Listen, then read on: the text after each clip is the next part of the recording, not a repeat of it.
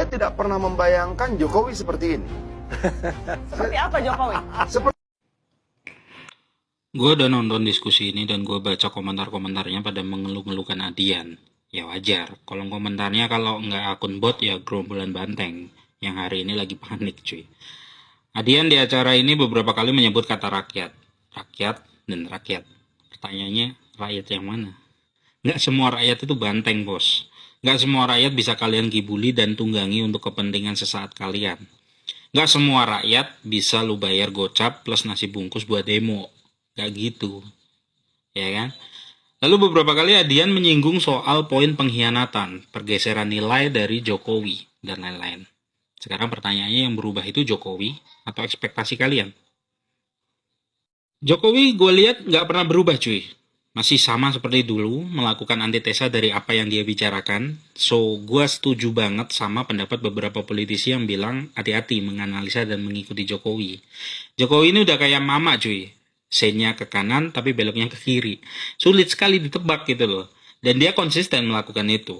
Makanya gue bilang jangan-jangan yang berubah itu ekspektasi kalian gitu loh. Kemarin-kemarin yakin Jokowi nggak akan berpaling. Jokowi akan setia kepada partai dan Bu Ketum. Semua pendapat yang mengindikasikan telunjuk Jokowi ke Prabowo disalahin semua. Semua dibilang nggak bener dan lain-lain.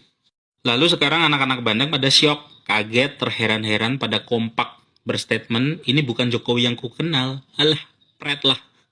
Lebay lu semua.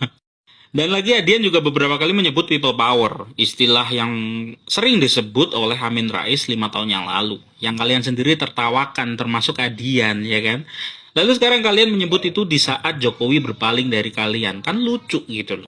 Masalahnya bukan kepada proses di MK lah, nggak pamitan lah, nggak ada etika lah. Bukan itu masalahnya.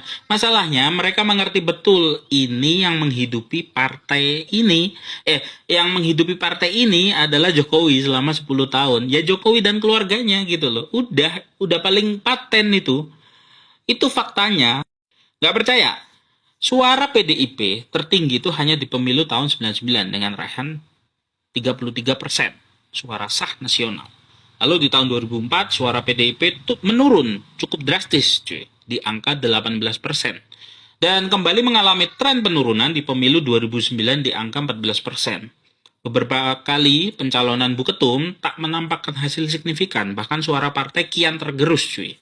Lalu menjelang pemilu 2014, tepatnya di tahun 2012, PDIP menemukan Dewi Fortuna dari Solo, seorang mantan tukang kayu bernama Joko Widodo, yang saat itu baru terpilih jadi gubernur DKI setelah 2 periode emasnya di Solo.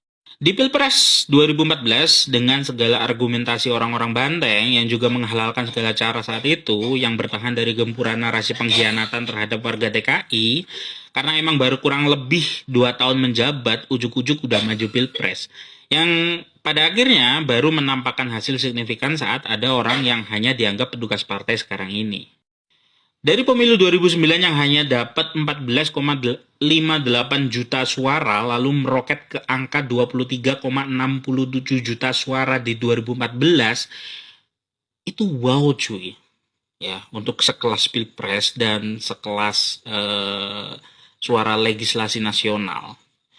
Di survei indikator tentang kepemilian partai terbaru pun, PDIP meraih angka 25 hingga 26% suara yang sayangnya, lagi-lagi dari jumlah responden yang ada, sebesar 23,9% suara PDIP adalah memilih PDIP karena sosok Jokowi.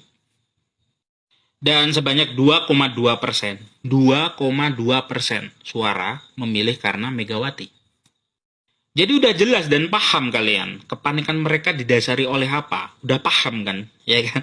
Omong kosong lah, Adian bicara tentang konstitusi lah, pembusukan MK lah, rakyat lah, omong kosong semua itu.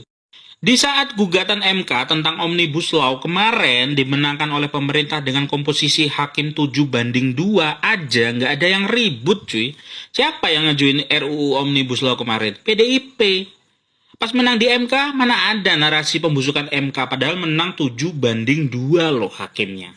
Ya kan? Bayangin tuh. Sementara hasil MK tentang batas bawah cawapres kemarin, komposisinya 5-4 cuy. yang dibilang pembusukan lah, dissenting opinion lah dibahas, ya kan? 4 hakim yang menolak pada carmuk semua, padahal ada beberapa dari hakim-hakim yang menolak itu juga bermasalah. Ada lagi, RUU haluan ideologi Pancasila yang akan dirubah jadi Trisila dan Ekasila. Juga PDIP yang mengajukan.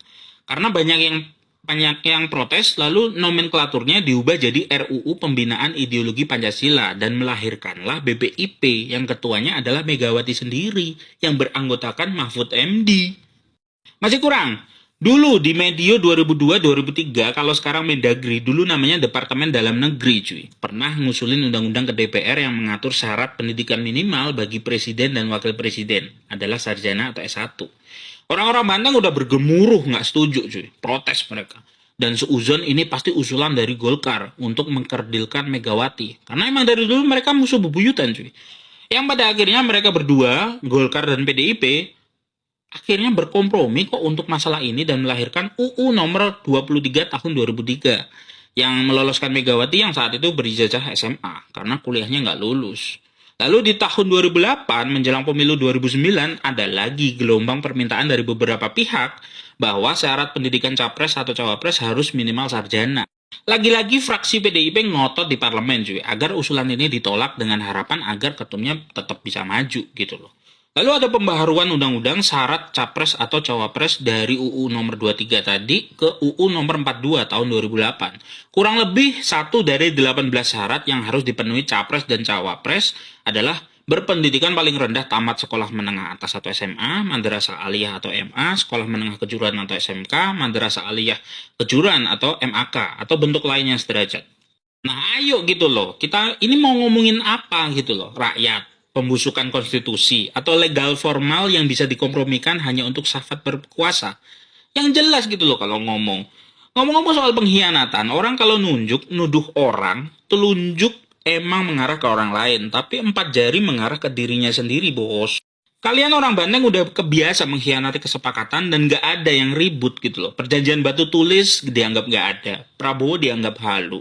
Kompromi dengan Amin Rais sebagai ketua MPR untuk memakzulkan Gus Dur sehingga ngebuka peluang sang wapres naik ke tapu kekuasaan apa buktinya, ya kan?